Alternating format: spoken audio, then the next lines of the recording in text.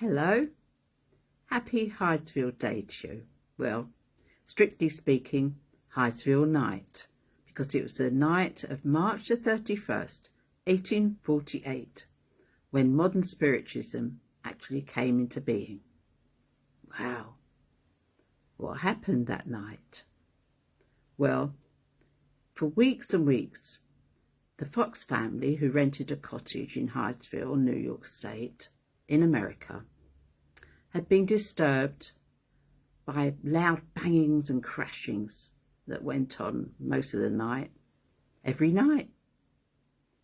And eventually, one of the three sisters who lived there, Leah, went and stayed with a friend because she wasn't getting a night's sleep, leaving her two younger sisters, her mum, and her dad was away doing a bit of work. So their name was Fox, and they were Methodists. Not particularly religious, just ordinary people. And this particular night, March the 31st, the banging started as usual. And the two girls decided to make a game of it. They called the bangs Mr. Splitfoot. They imagined that this was a person and that he was banging, so they would make a game of it.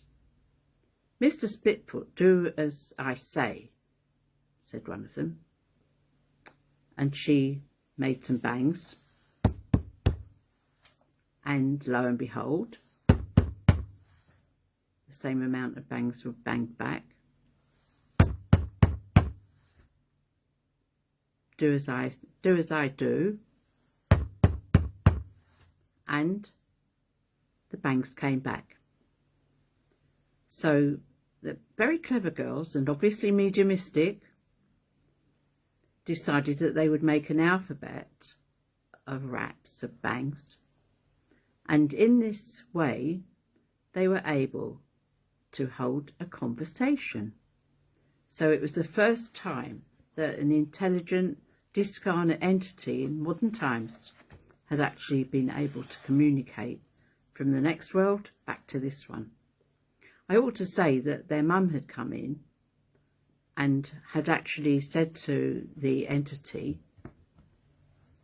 "If you can hear me or you can see me," she just went like that, quietly, and he went back.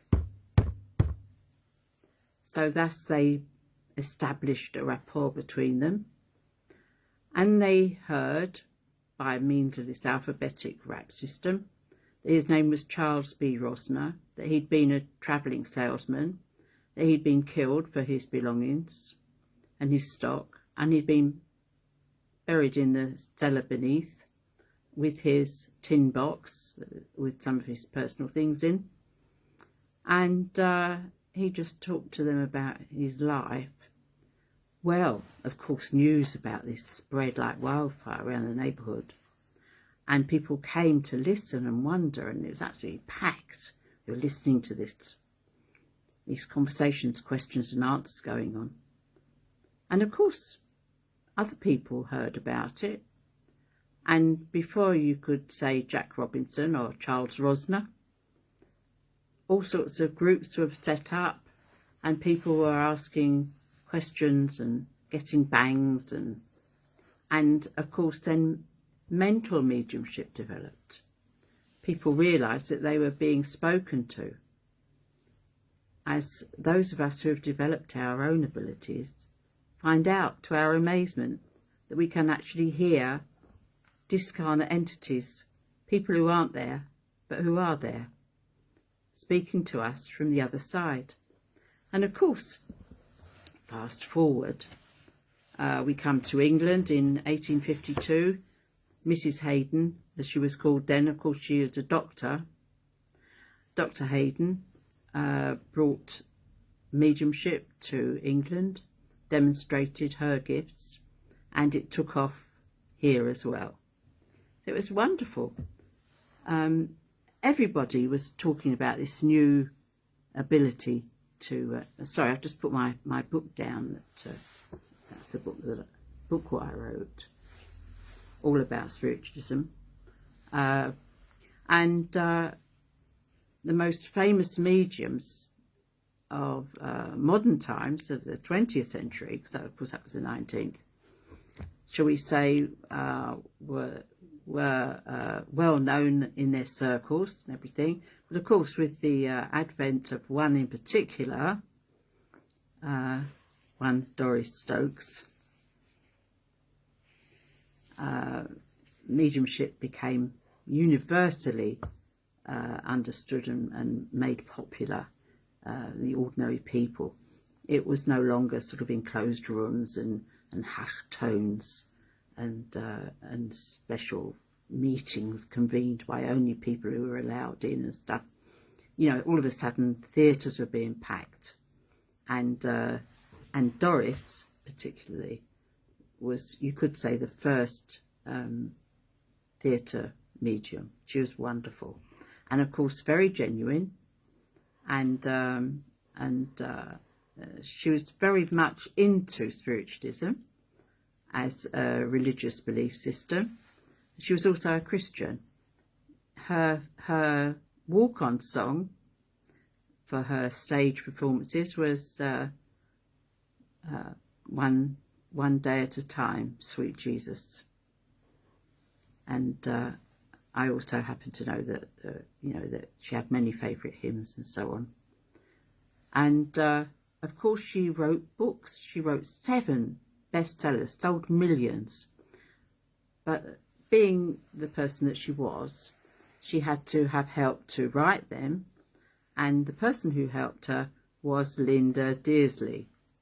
You'll see her name on all the books.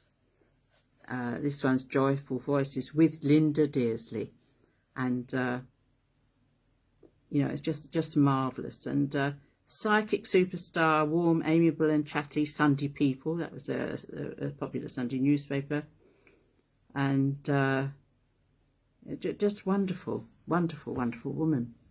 And speaking about Linda Dearsley, she came to see me. Why, you may ask, would she want to come and see me? Well, many years ago now, I lost my dad, and I was really devastated. And one of the friends I'd made through my skating exploits and journey through life was one Kay Dibbling then, Perkins now. And she said to me, "You're so upset, why don't you come to Spiritualist Church with me? There's a wonderful medium on." And I said, "Oh, no, I don't think I could do anything like that." Anyway, needless to say, I did. And I went along to Croydon Spiritualist Church in Chatsworth Road. It's still there. And Kay was with me, of course. And I sort of looked around, and it seemed very, very pleasant and everything, and not at all churchified as I'd thought. Very, very open and light. And anyway, this very elderly lady came out, was introduced by a chairman, who was actually Wilfred Watts, BA. I found out afterwards. A very influential spiritualist, wonderful speaker. And he introduced her, Ivy Scott, and she proceeded to give a lovely address.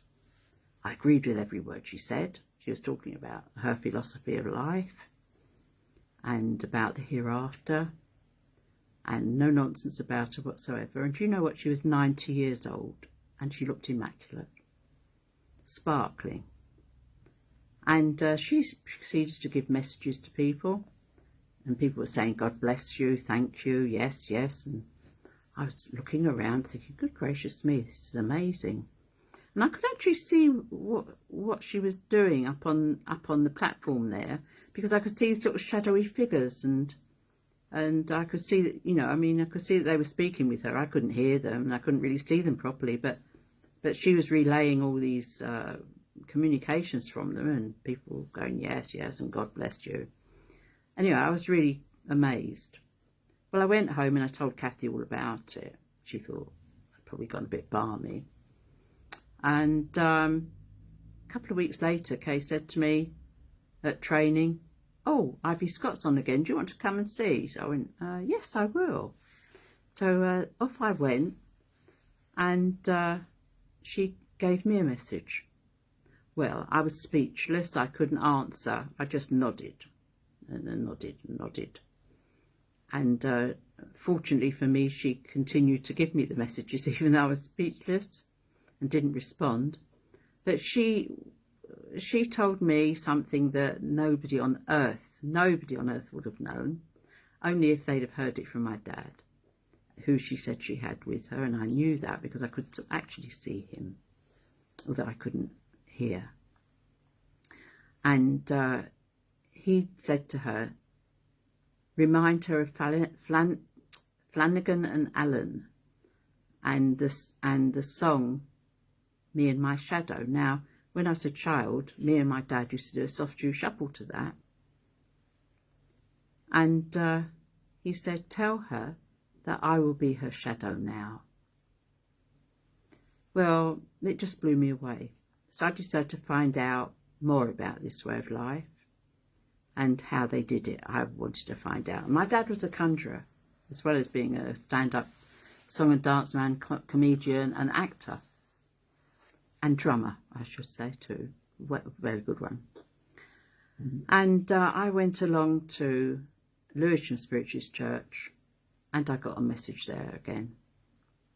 So when we left the hall of the church, went out to get a cup of tea at the kitchen, I looked around for somebody who looked normal, found this old boy, I suppose he was about 50, 60, and I said, excuse me, but where can I find out more about this kind of thing? And he said, oh, you can come to a circle tomorrow night. I went, circle? Don't think so. You know, it's a bit of a, what's the name? So he said, no, you know, it's like a group. I thought, oh, all right then. You can find out more about it. I said, okay. So I did. Anyway, cut a long story short, I attended this circle, this group.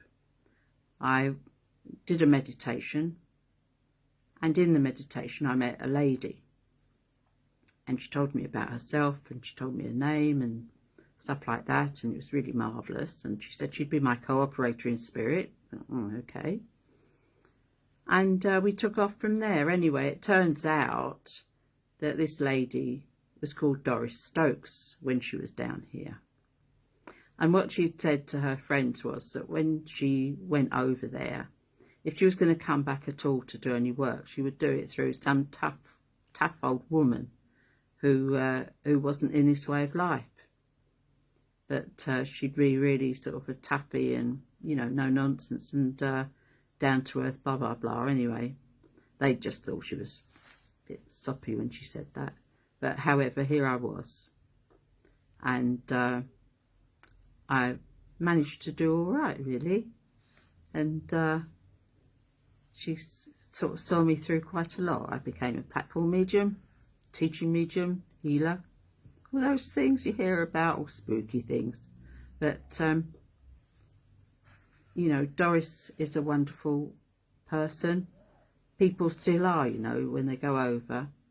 They're still the same as they ever were when they come back to speak to loved ones. They're not the same because they progress in spirit. You know, they have a spiritual pathway themselves, but where they're allowed to and they want to, they can come and help us on our pathway too. And especially if it furthers the cause. And I've got a load of books here because there is, of course, Doris Stokes is very, very well known still. The other person who was very, very well known in her day was Doris Collins. And she wrote a book too called A Woman of Spirit, the autobiography of one of the most gifted healers and clairvoyants of our time, foreword by Michael Benteen. Well, of course, he was also a spiritualist. And I had the good fortune to meet Doris Collins, and to write about her in the Psychic News, of which I became editor. And there's this History of Spiritualism by Sir Arthur Conan Doyle, which is marvellous, isn't it? Sir Arthur Conan Doyle was famously a spiritualist. He even killed off Sherlock Holmes to try and write more about spiritualism, but people wouldn't let him, and he had to resurrect him. and he survived the fall over the Reichenbach Falls apparently, and came back for another series of books. But Arthur Conan Doyle was an ardent spiritualist, and in actual fact he helped found a few places of worship, including the Rochester Square Temple in Camden Town, which until recently was functioning as a wonderful spiritualist church and venue. And I worked there myself. And in fact, I must tell you that when I was giving a demonstration of mediumship there, for the first time, I saw this chap sitting in the front row, a bit sort of dishevelled looking and stuff, and I described him, and of course it was Sir Arthur himself. I didn't realise. I found out. He told me about it, and it was all proved to me afterwards, of course, that I wasn't just imagining it all. But yes, so I've had a marvellous time of it. Now, Linda Dearsley came here to visit me. Now, this is her new book that she made. Voices Everywhere, The Mysterious Doris Stokes Effect, Linda Dearsley. And the fact is that in this, she talks about, all the things that happened to her connected with Doris Stokes. And of course, you can imagine, she's only a young journalist, and she got the job of helping Doris to write the books. And, I just opened it here. She says, back in London, part 2 of the series was written and photographed, and Doris and I began to discuss how we were going to put together her autobiography. The logistics were tricky, as I had a full-time job on the opposite side of London from Fulham, and lived nearly 60 miles away on the massive building site that was the embryo new town of Milton Keynes. Still Money City Shopping Centre, etc., etc. And so, they did a monthly series of interviews in Doris's flat with tapes and so on, and that's how they did the first book. And thereafter, of course, many books. But she tells you all that in her book, all about how she sort of did it. And she talks about being backstage at Lewisham. When I was backstage in Lewisham, Doris, before she went on to there was nothing passed on to Doris, from the audience in the theatres, nothing like that. And she used to get wonderful messages of proof of survival to them from the stage. And she just talks about that. Well, of course, I actually met Doris Collins backstage at the Lewisham Theatre at Catford, and it's just marvellous, the way things run parallel in our lives. All the signs that people are around us and helping us and manoeuvring us into sort of good positions if we just sort of open our minds to that possibility. And as it says on the back of this book that Linda wrote, Linda Dearsley was Doris Stokes' ghost. But more accurately, she was the ghostwriter for Doris Stokes and worked with her for 10 years to produce 7 books detailing the great lady's life. And it says here, in Voices Everywhere, Linda shines a light on her time working with Doris, right from the very early days when Doris was doing private readings in her Fulham flat, to filling the London Palladium and Barbican night after night, to subsequent fame outside the UK. Well, and I'm proud to say that I'm in chapter 15. Oh dear, oh dear. Just amazing, really. And it's where I talked to Linda about how I met Doris in spirit, and all the work that I was able to do after that. And it was just marvellous just to meet her, and how strange, how strange it was. And of course, the other thing is that I was able to tell Linda that I'd got some stuff of Doris's, because Doris had been on at me, from the world of spirit, to go to this auction. I said to her, I can't go to an auction. I don't know anything about auctions. I don't know what auction you're talking about. You must go to the auction. Anyway, I got my ordered Psychic News. I didn't know I was going to be the editor of it then. From Lewisham Church, I'd ordered it, you see. Got it every week. And opened it up. And I said to Kathy, Doris keeps on at me about going to this auction. What she's on about. When I got home, I opened up my ordered psychic news, and there it was on the second page. Auction, Doris Stokes memorabilia. So I went to it, and I said to Doris, I don't know what I'm going to do. She said, just do what I say. And I was hidden from the actual auctioneer by these huge, big blokes. She said to me, just put your paddle up, your book up, when I tell you. So I'd go like that, and like that. And every time I did it, I won the thing that I was all being, you know, I was trying to auction for. And she said she wanted me to have her crystals and healing hands plaque and a oil painting of herself and an ornament that she thought I'd like, the card players and a rose bowl and you know, all sorts of things.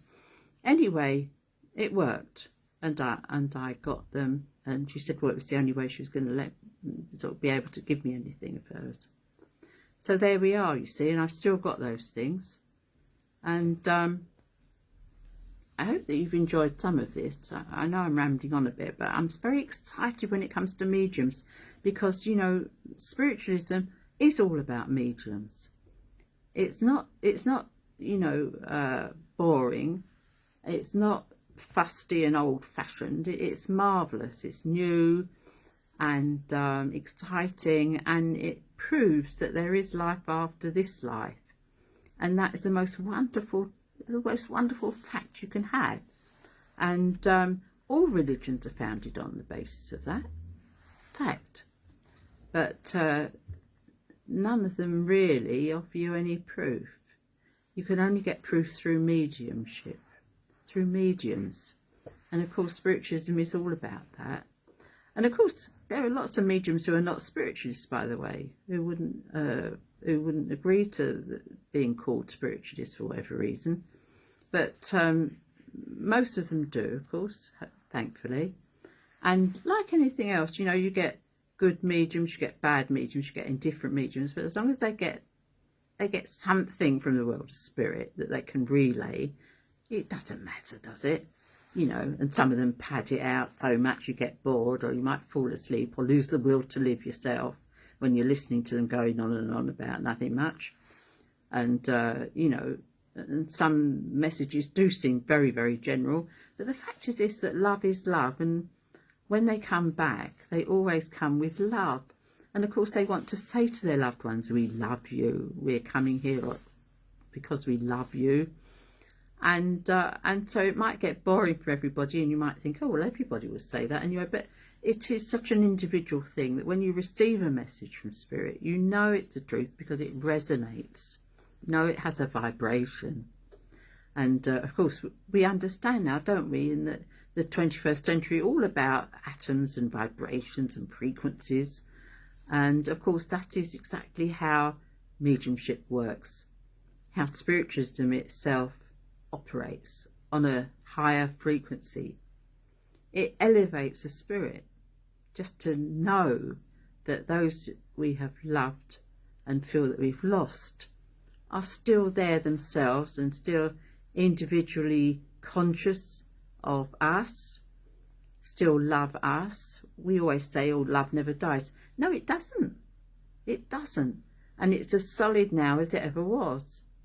And it's just a wonderful thing. When you look at somebody like Doris Stokes, you can see that shining out of her, I tell you.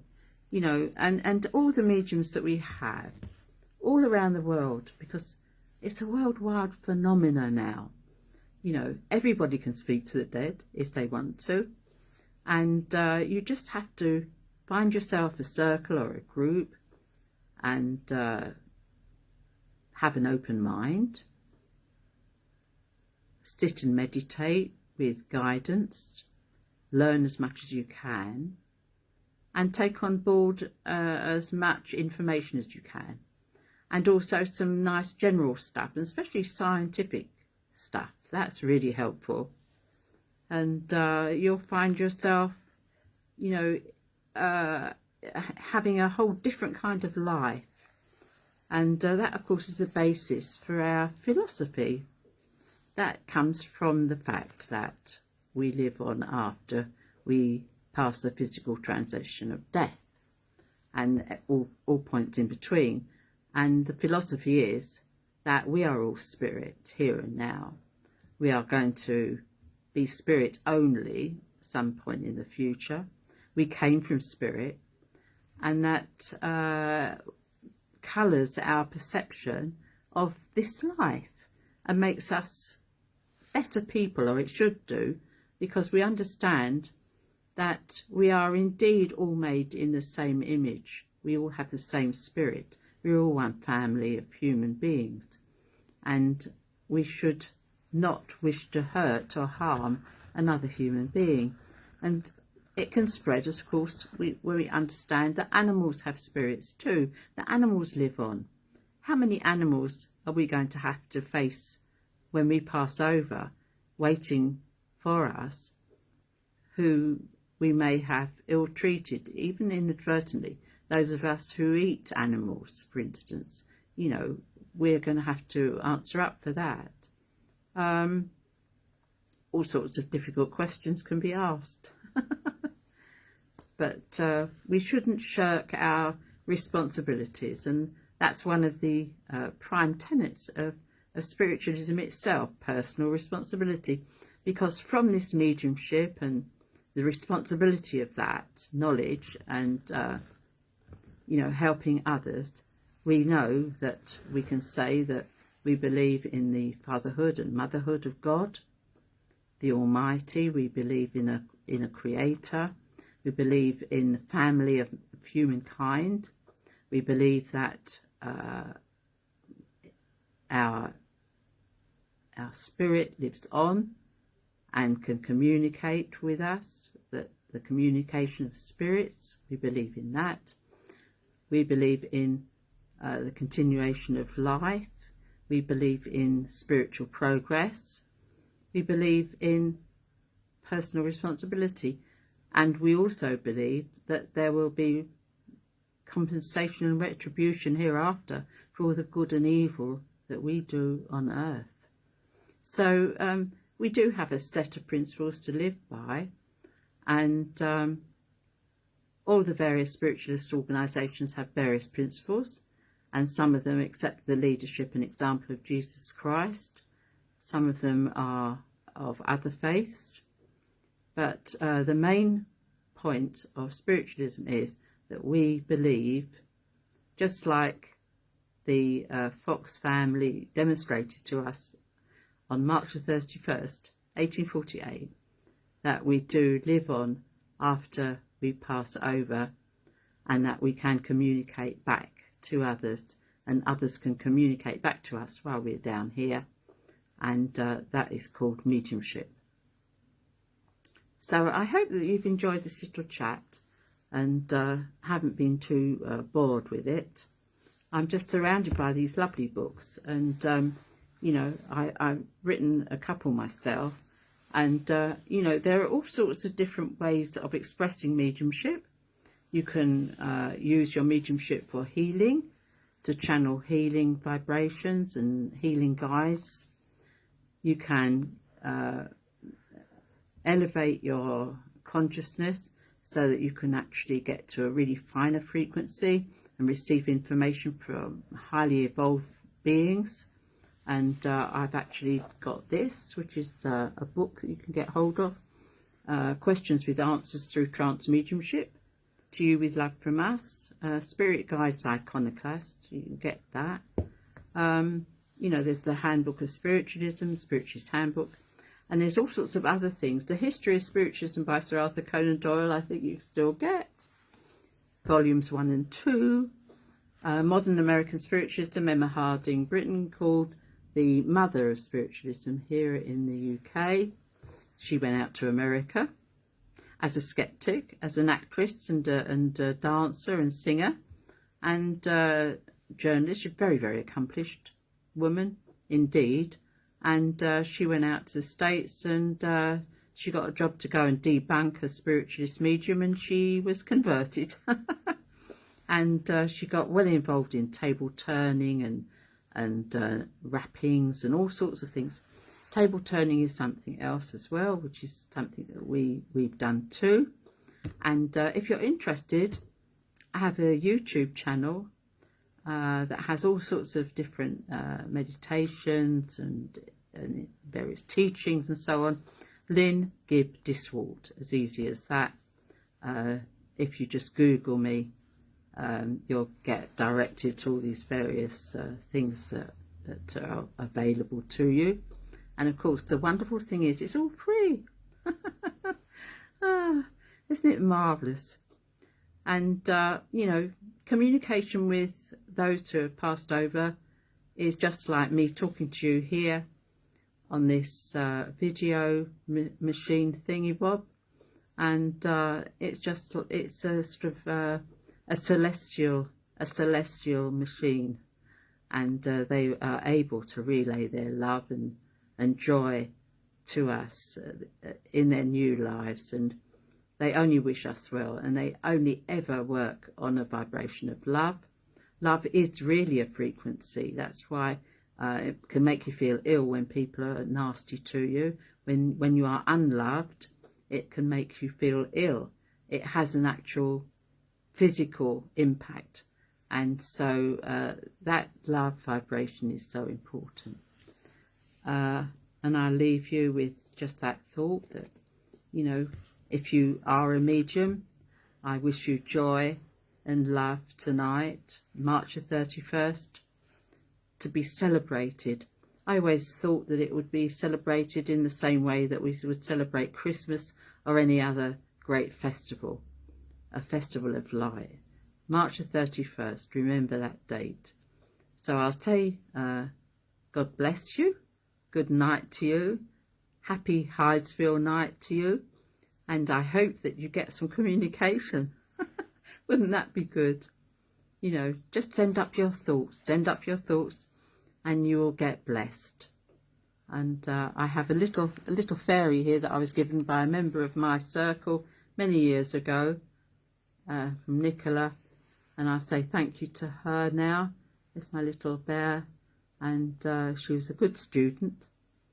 And to all my students, I would offer love and blessings, and thank you for being there for me, and I hope to always be there for you. Bye for now. Bye.